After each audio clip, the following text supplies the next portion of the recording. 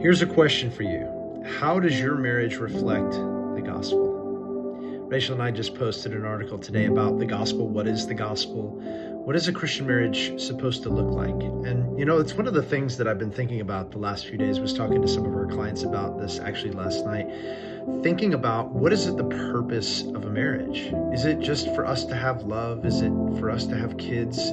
Yeah, I think so. I think it's also, the Bible makes it clear, it's better for man to not be alone than to be with somebody else. Like, it's such a wonderful blessing, but there's a deeper meaning behind the marriage as well. Like, you think about the submission passages, and you think about the design for how a husband is to love his wife as Christ has loved the church, and how the wife is to submit to her husband. And we get so caught in the minutia. We get caught in, like, what are the words saying there, that we actually lose the bigger picture. We lose the larger message of what God's saying to us. And that is, marriage is the perfect place where we are to live out, feel, and experience the gospel.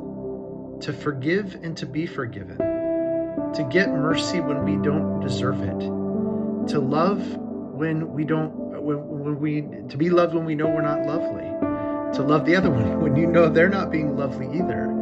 Marriage is supposed to be the place where God is working in us and on us. It should be the place where God is using the marriage to cleanse us, to sanctify us, to conform us into the image of Jesus. And here's the thing. We've had some real struggles in our marriage. There's no question about it. Looking back, some of those years were really, really difficult. But one of the things that is true, that's amazing to consider, is that through all of it, through even some of those dark days, my wife was there for me.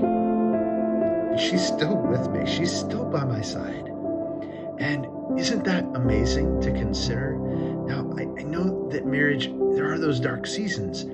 And it's designed to be a blessing, not just a blessing in general. It's designed to be a blessing for us. And the more that we align with God's design for marriage, that it is to be a place where we're living out and receiving the gospel back and forth, and even to take it a step further, that God has designed it to be a place where we are gospel partners, where we are together encouraging each other, reminding each other of what is true, reminding each other when we've lost the way. And how many times has my wife done that for me? Reminded me of who I am, not who I feel that I am, who God says that I am, reminding me that I'm a son of the King. This is what marriage is all about, is it not?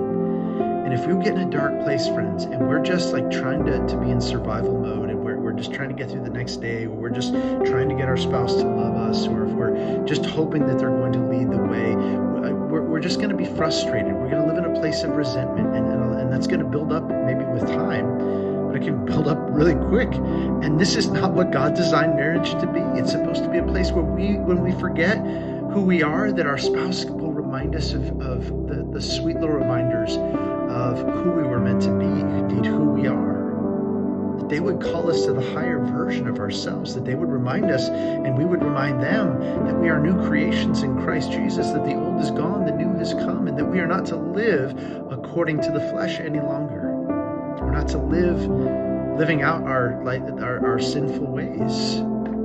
Marriage is a place to be where we live out the Christian faith. And it isn't any wonder that the enemy is attacking Christian marriages more than ever. Is it any wonder that so often people, we're even Christians, professing Christians, we're looking to ways to figure things out, and we're looking to the wisdom of the world, and it's not working? Is it any wonder that help doesn't work?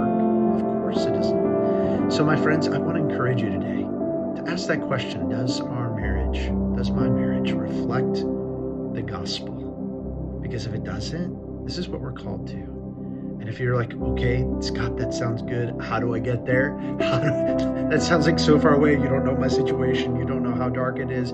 You don't know how hard it's been for us. That may be true. It may be true.